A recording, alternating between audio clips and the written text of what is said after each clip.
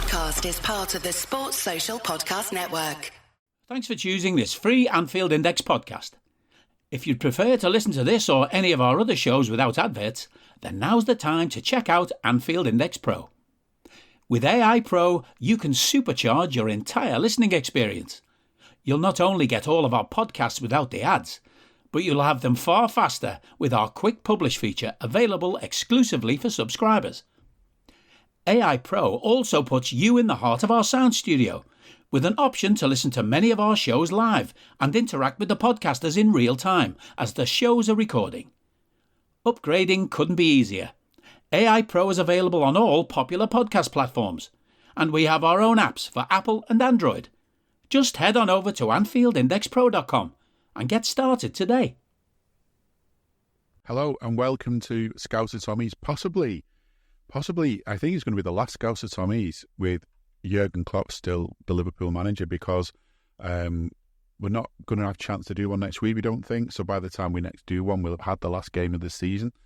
So technically, at least Jurgen won't be our boss, although he might still be around. I know that there's some stuff being planned, but it just feels weird to think that the next time we do a podcast, we won't be talking about a future game. I'm Jim Boardman, and as always, I'm with Jay Reid. And it's only just hit me, really, as we were talking just before we came on, that it really is coming to the end now, isn't it? And it's going to be strange to say the least. But I think we had a lot of we had that little blip, didn't we? Where we were all set to win the title, didn't win it, threw it away, whatever you want to call it. Some people started to turn on Jurgen, I think, but mostly on social media. I don't really know many people in real life who've turned on him. And I think we're still on track for him to get a nice send-off. And I'm not on about the one in the Echo Arena, I'm just on about the one at Anfield. 2 games to go, Aston Villa next, then Wolves. And the reason I think he's set for a good send-off is, like, even just the last game against Spurs, we were showing, for most of the game, we were showing the signs of why we've loved having this team, why we've loved having these players, why we've loved having Klopp looking after these players and sticking them out there and playing the way we've done for most of the time here. Because when we're good, we are so good. And I think as much as there's a new future ahead, it's easy to kind of be critical. People often are, but I just think there's much more to be thankful for with Jurgen. It's going to be sad to see him go. Yeah, I'll just disclaim with that. Unlike Trev, I don't have a beautiful rural feel in Ireland. I have a suburban garden, which I'm currently sat in. So we may hear some adverse noises of neighbours, planes and whatever cars and other vehicles are around. But it's a weird feeling. And I think we were like speaking before we started, and then it's been a quiet week, and that's because obviously we're out of European football, and that's taking the headlines this week. And we've got that long stretch between league games, and as we record on a Friday afternoon, the Spurs game last Sunday seemed like an age away, and our next league game on Monday Night Football against Villa away also seems like an age away when you got the weekend all to come. And it's a strange sort of weird feeling to not have football and not really news-wise, because, well, the only news is that Jurgen's going, so obviously the silly season of transfers, speculation can begin, but let's be honest here, there's not much to actually truly speculate, because there's a new guy, new setup, and a whole new sort of outlook for Liverpool coming ahead. And the guy that's going out, obviously, I'd imagine Jurgen himself has joined the players and having some time off this week and resting and recuperate, but he's on fine form, as we've seen in his press conference about an hour ago, where he was late and he said, well, who gives a fuck, basically. Nobody's going to do anything, are they? And I liken this sort of no holds barred attitude from Jurgen, and I think we thought Mr. Tierney might have felt the wrath a bit last week, but as it transpired, there wasn't too much for Jurgen to be aggrieved by. I did note a line from James Pearce who said that Jurgen needs to avoid the yellow card of Villa to avoid the touchline ban for the Wolves game. And I'm actually thinking, you know what, I'd like him to get the yellow and then just rock up at Anfield next week and walk out and be like, and what are you going to do? Clearly, what are you going to do? Like, fine me, fine. Like, I'm sure the fans in the crowd will have a whip around and pay that fine. Imagine if he did, but all the cameras are trying to look for him in the director's box and in the hospitality suites, and it turns out he's right in the middle of the cop. Yeah, or like he gives it like an old grand WWE entrance, and like the music goes off and Aussie bursts out the tunnel on his own, just rocking it up like the old Vince McMahon meme in the suit. I mean, what would they do if he sits on the bench anyway? Give him another yellow card. It's like, what can they actually do? Like, say, the game isn't going to start. Well, fine. Like, we'll start the party now. Then we can't go anywhere else in the league. We're stuck. Like, realistically, by the time this weekend's over with, Villa can't catch us. Like, we probably won't be able to catch anyone above us because we're 4 points behind them. So we're literally stuck in third. Like, yeah, okay, fine. Just null and void the game and we'll all get on it. So yeah, it's a bit of a weird one, but I think, as we said before we started as well, like, it's probably going to be get over this weekend and get over the Villa fixture, then it's going to just become probably a highly emotional affair over the next week, 2 weeks or whatever, like, the build up to the last game and obviously then the aftermath of it all, and I'm sure there'll be a hell of a lot of content on Anfield Index and other media outlets, like, looking back on the Jurgen Klopp tenure, because if I'm honest, it's probably the best manager tenureship that I've seen through. Obviously, he brought us the Holy Grail, and many other things go along with it, and so many memories, and it's kind of like feeling like a funeral, but let's not make it like that. Let's make it more of a celebration, because this man's done so much for us, and I think what we've seen in the last couple of months anyway is, like, he probably is right in what he's saying. Like, he thinks he's taken us as far as he can, and physically he looks as though at times he's feeling it more than anyone else, and maybe mentally and emotionally it's all added up to the fact that this team probably just couldn't get over them last couple of hurdles, and he's right and man enough to admit that I can't take this much further, and it's time for me to step aside and give it fresh ideas, fresh blood, fresh sort of outlook on things, because what we've had so far, it's been fantastic, but we're competing against major forces in the game, legal or illegal, and we just can't seem to last the pace because of whatever reason or another. So maybe if someone else comes in, they might be able to look at it from a different outlook, and maybe next season is just as fruitful as what we've had under Jurgen, but maybe we can do it over the full extent of the season, and maybe not the 8 months that we've managed this year.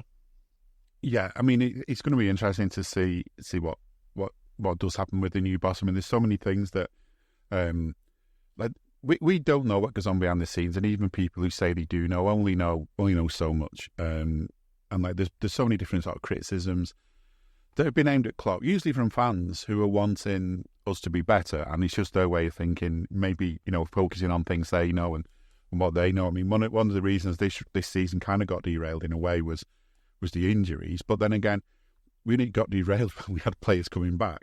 But there's some people say that the way we play and the way we train is intense and does leave you open to getting a lot of injuries. Which will the next manager be as intense the way he plays? Will we get as many injuries? We'll see. I mean, he's not, from what they say, if it's the guy we're supposed to be getting, that Schlott, and it's not been confirmed officially yet, but it sounds like it's going to happen.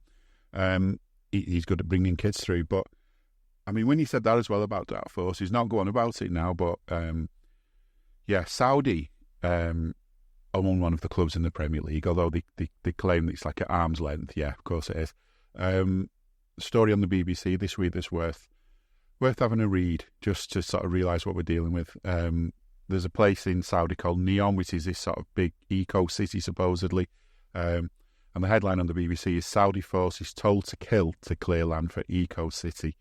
They were, Saudi authorities said they could use lethal force to clear land for this desert city they're building, which, there's lots of reasons to be critical of all the oil money, and not all the clubs with oil money, have this kind of story behind them, but, it's something that needs looking at when we're talking about fit and proper owners and stuff. we start talking about that, we'll be starting talking about Everton as well. So maybe we'll not, because this thing about Klopp being sent off. When you find out who the referee is, and the fourth official, and the VAR. I mean, the fourth official is Tim Robinson, who the name doesn't ring a bell, but he's the guy who gave Jurgen one of his yellow cards. I don't know if it was this season or last season. Chris Kavanagh is on VAR, I believe, and Hooper, the man whose ears are probably still ringing, is the ref. I mean, this part of me feels like they're going to want to give him the yellow, aren't they? But I don't know. I think as much as they like attention, they won't like the attention of being the one who gave him his last yellow, will they? But yeah. I mean, we said, didn't we, I think, about 10 weeks ago or something like that, you know, that they're all going to get the shot, aren't they? Let's be honest. Like, you know, there's a collection of not great fellas, is probably the best way of describing them. There's other words you could be using for what the PGMOL of what else is as a collection of referees. But I think you know, they were all going to get the shot. Obviously, we had Mr. Turney last week, didn't we? You know, we've had what's his face, Taylor. You know, Atwell's probably had to go. Oliver. Oh yeah. And then obviously Mr. Hooper's getting his shot. Is it Cavenders at the referee as well. Is it true that Howard Webb's coming out of retirement for the Wolves game? I don't know. Could be the case, you know, and might be on the touchline as the fourth official, because, you know, it's close to the Whittle, so we can only just pop over if he needs to. And then, you know, we might as well dig out like David Gallagher's going VAR or something like that. You know, just to see what sorts of carnage they can cause. But yeah, it's. I think. Hello, I'm here to annoy you. I'm here to annoy you into listening to more of me and more of others on EPL Index. We don't just have the Anfield Index stuff. We've got EPL Index as well, which covers the entirety of the Premier League. And we have 3 podcasts and a whole bunch of really good writing on EPLindex.com. The podcasts are my own two-footed podcast, which is every day at 4 p.m, Monday through Friday, covering the whole league. We have A Tad Predictable, hosted by Tadiwa. You know Tadiwa, he does Anfield Index. He presents A Tad Predictable before every Premier League match week. And then Kevin DeVries and his crew on the EPL Roundtable, they're every week after the Premier League match week. So make sure you listen to everything we're doing on EPL Index and follow us there on Twitter at EPL Index. Thank you. Bye-bye.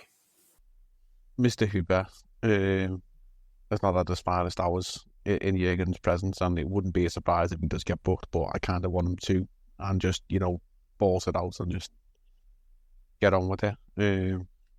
But as we sort of look towards that Villa game, there's wholeheartedly not much riding on it, as we say. You know, I think Wolves game.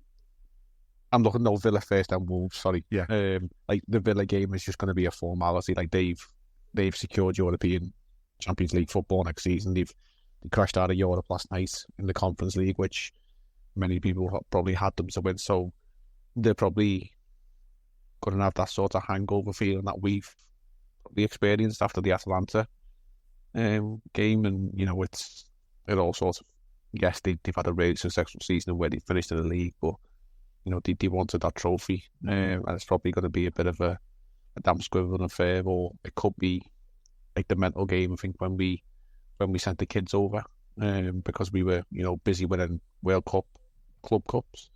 And, you know, didn't the game finish like 7-3 or something like that when we sent like the under-15s over? Oh, yeah. It could be like that.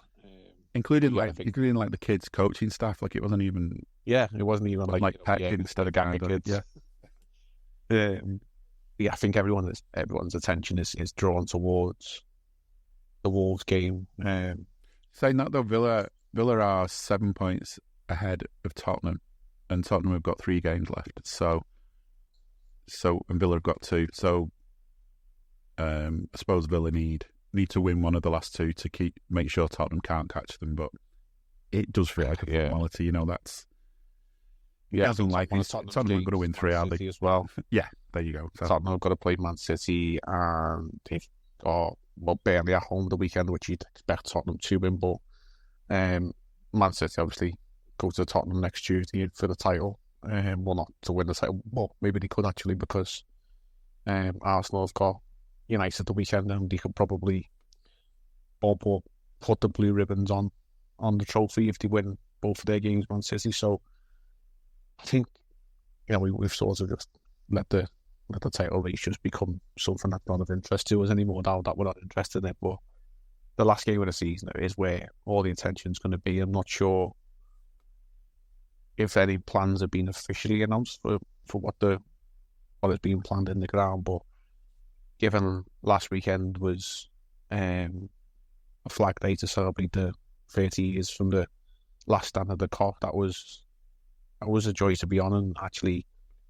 it created part of the atmosphere. And I know them things stem back to the sort of anti-flag day a few weeks ago in protest against the ticket rises, but it does show the uniqueness of Anfield and the Kop, and the ability to create this atmosphere in flags. And I think that possibly actually played a part in enhancing the atmosphere for the Spurs game. And as we've always said, the crowd and the team work hand in hand, and they've sort of both got to inspire one another. And I think it culminated in probably a perfect storm for about 70 minutes last week.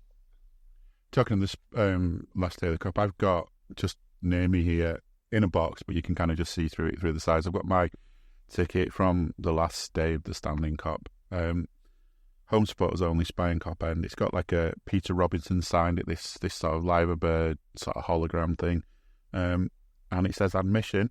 And for some reason they've crossed the original price out in black ink, but then they've printed over the top admission £8 including VAT.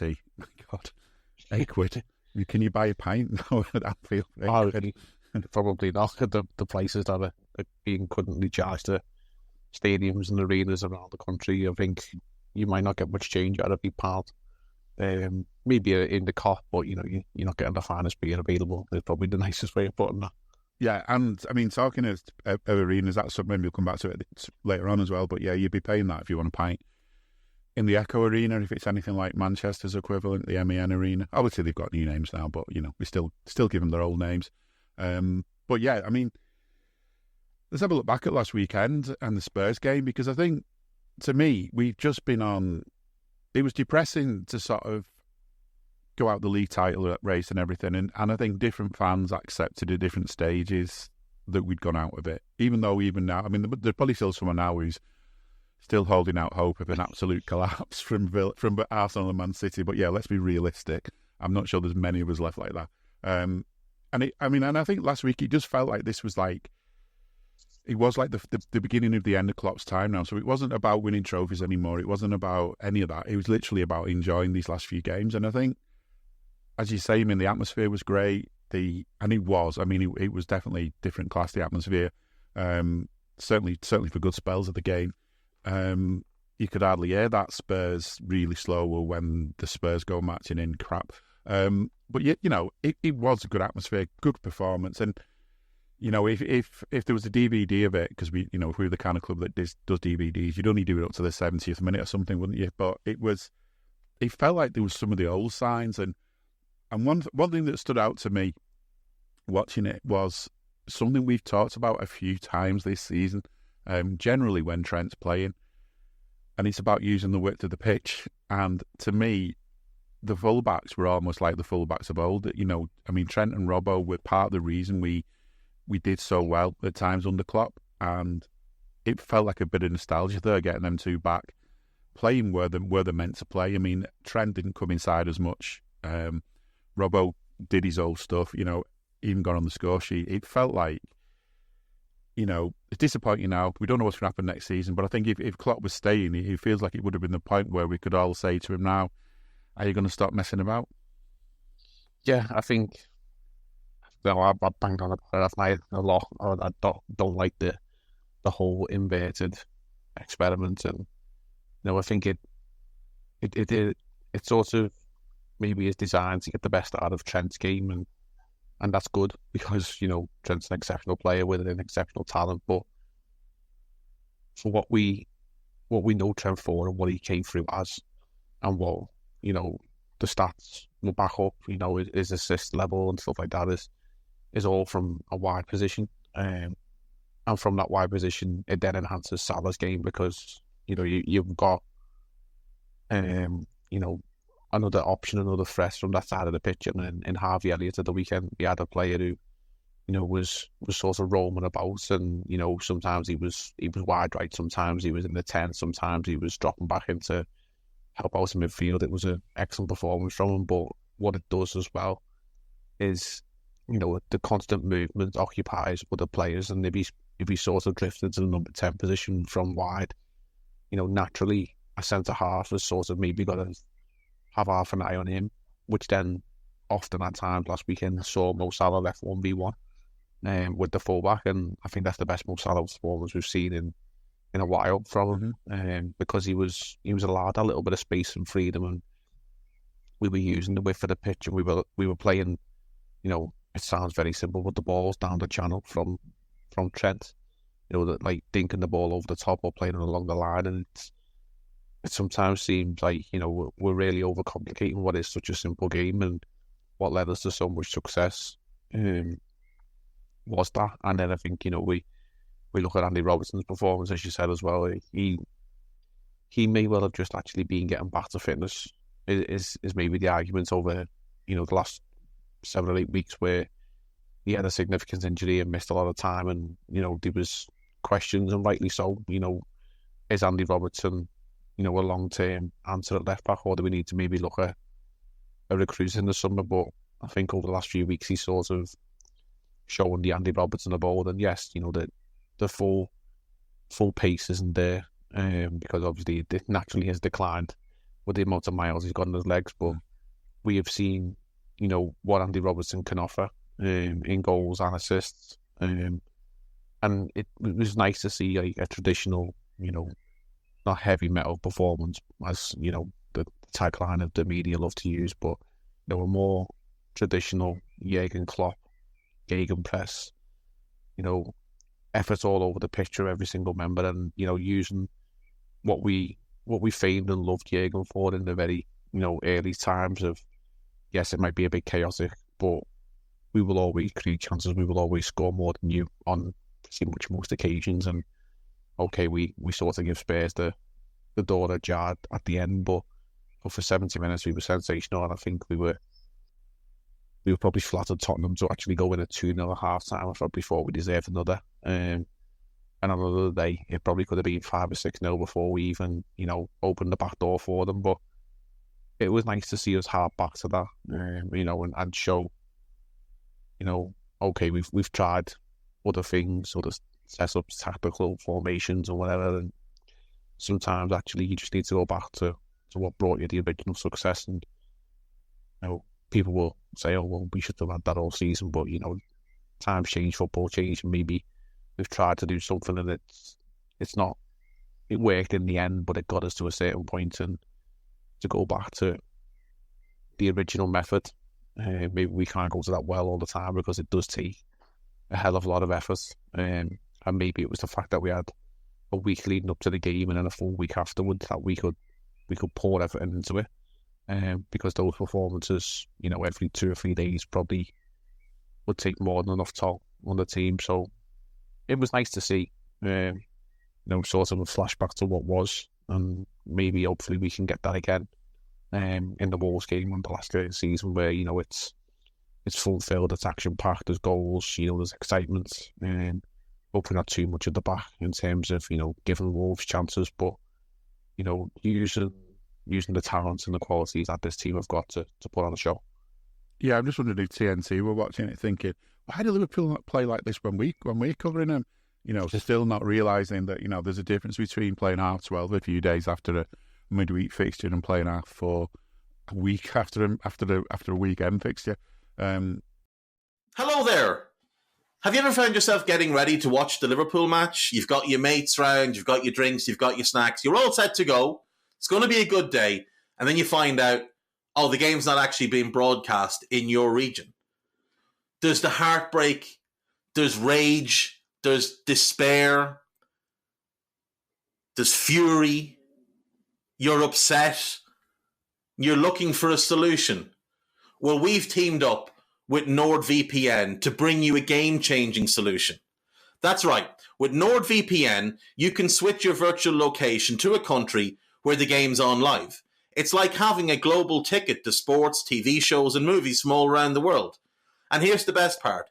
If you go to nordvpn.com/Anfield Index, you'll score the best discount on your NordVPN plan. Plus, our link gives you 4 extra months free on the 2-year plan. And that's what we call a winning streak. And if you're sitting there and you're thinking, what if it's not for me? What if I don't like it? What if I'm not getting the use of it? Don't worry about it. There's a 30-day money-back guarantee, so it's totally risk-free. I've been using NordVPN to catch all the Liverpool matches and TV shows that I'd normally miss out on. It's totally transformed both my weekends and my TV watching. And not only that, not only does it give me access to stuff from all around the world with the click of a button, it keeps all my data safe. It means that the miscreants, the ne'er-do-wells, what my grandmother would have called scallywags, who lurk on the internet to try and steal your information, can't get your information. NordVPN keeps it safe for you. So don't let geo-restrictions bench you this season. Visit nordvpn.com/Anfield Index and make sure that you're in the game, no matter when or where it's being played. Remember, it's not just sports, it's your all-access pass to binge-worthy TV shows and blockbuster movies from all around the globe. NordVPN literally unlocks the world for you and keeps you safe from the world. So don't miss out. Head over to nordvpn.com/Anfield Index and let the fun and games begin. That is a big thing, the amount of games we've played, and whoever comes in as manager is going to have to manage the fact that, this football's not going to reduce the number of games. That's how it is. And one thing Klopp said in today's press conference is and you mentioned it to me before we came on, is that he does regret that he hadn't been able to play Harvey as much. He didn't play as often as he'd like, maybe. But he's saying, he's played really good when he's played. At times he's been our best player. Right wing, right midfield. And when he came on, he had a big impact. But he's just been glad, to see him. And I suppose this is one of the issues you've got when everyone's fit, is who do you play, who do you leave out? And, Mo Salah came back and showed us what a player he is, because there was times when you're thinking, when genuine discussions that people have had is that injury kind of finished him off? Has that injury just been the thing that, because of his age now, he's not going to be able to get back from injuries? And that was a sign to me that there's still the same old Mo in there. I'm still not sure I would be crying if someone came in with like a plus £100 million offer for him this summer, as long as we use the money wisely. But at the same time, I would be sad to see him go. So it's just, I think what we need to do is make sure that when he goes, he goes when we get money for him, and he goes before he's starting to decline too much for us. Let him decline somewhere else. And there's plenty of choices. I think we're going to have to do some buying this summer, whoever comes in, however he wants to play. Because one of the problems we've got with our front men is that, for one reason or another, they don't get to play every game. Jota's our best finisher, but sadly he's getting a lot of injuries, and maybe that'll change with different kind of training techniques and stuff. And Nunez, I think there's still this thing. I just mentioned TNT then, and Sky are the same. It's just this sort of, there's always a pile-on with Darwin, and we've stood by him, and there's been times when we've been frustrating with him. But I still think that the fact remains that he's a young player that's getting stuff wrong, getting stuff right. He's not likely to get worse for a long time. He's likely to get better as time goes on. And it's no surprise, though, that Klopp was asked about the speculation on Nunez. He's saying, because his response was, there's no speculation, that must be external speculation, because I don't know about it. And as he says, he's not involved in that anymore, but he doesn't know anything about any speculation. And he mentioned that Darwin wasn't happy with the chance, missing a chance against Spurs. I don't even remember it, to be honest. But I think that's partly because, as we just said, feels like 3 years since that game. But this is it. He's doing everything right, and the ball still doesn't go in. And there are times when you can see he's done everything right, and it's literally just bounced up a bit in his shin.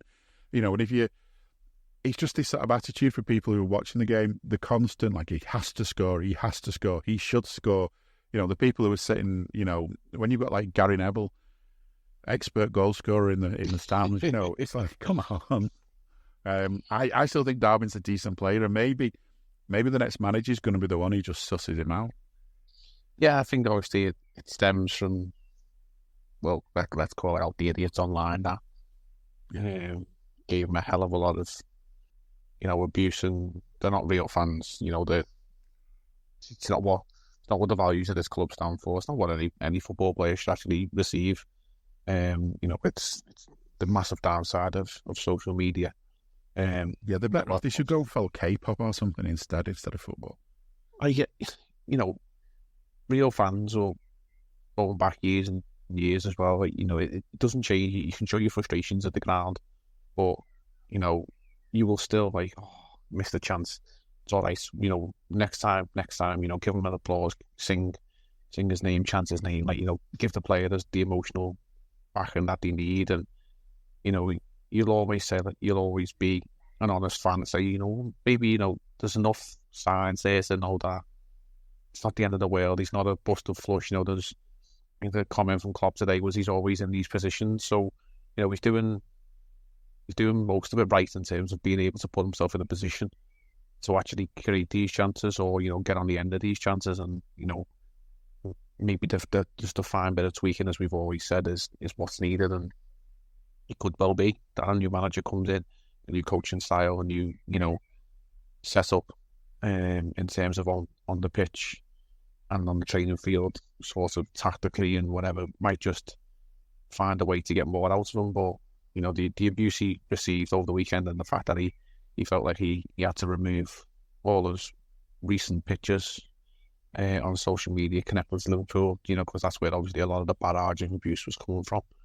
No player should have to feel that, and the realist fans have stood by and will stand by Darwin until he leaves the club. You know what I mean? And even then, people will stand by other players, but while he's in a red shirt, he's going to get the backing he needs. And I think it's maybe the last few weeks, sometimes his efforts has not been what we've seen in months gone by, and maybe it's a mental and emotional thing that he's feeling as well. He's still a kid. I think he's 23 years of age. Big moves and whatever, and long way from home. Yeah, it's a whole new lifestyle adjustments, and maybe it's just he needs a break as well. And fortunately enough, we've been able to take him up the limelight in starting him in games. We've had Cody Gakpo come in who's stepped up, but I think there's enough there to work with, and whatever the future holds for Darwin next season, I'd like to think that he probably will still be around at Liverpool, but if he isn't, I'm sure wherever he goes, if he did, he'd find himself still performing and still getting goals, and that's the same can be said for quite a lot of players that we've got in our books. But it was not nice to see some of the abuse he sees, and I think those closest to him will stand by him. I think even the man that we all loved, Luis Suarez, has sort of always backed him and knows the quality he's got because he's seen him more up close and personal than anyone else. Probably who goes to Anfield. So I'm not overly too concerned because we are where we are with the season and with players, and it's going to be a fresh start for everyone. So I think that's what most level-headed fans will actually see that as. It's going to be a new Liverpool next season in one way or another, and everyone should not necessarily get the whole slate wiped clean, but they should be given the opportunity and chances to see what the new manager can bring in, and we might have to just accept the first couple of months might not be the blaze of glory that we all want it to be. Well, hey guys, it's Eddie Gibbs from Anfield Index here. I hope you're enjoying this podcast, and I'm sorry to call time on the show before it ends. In the current climate, it's tougher than ever before to offer podcasts for free. At Anfield Index, we produce over 75 free shows every month, which I'm confident is unparalleled in the LFC sphere.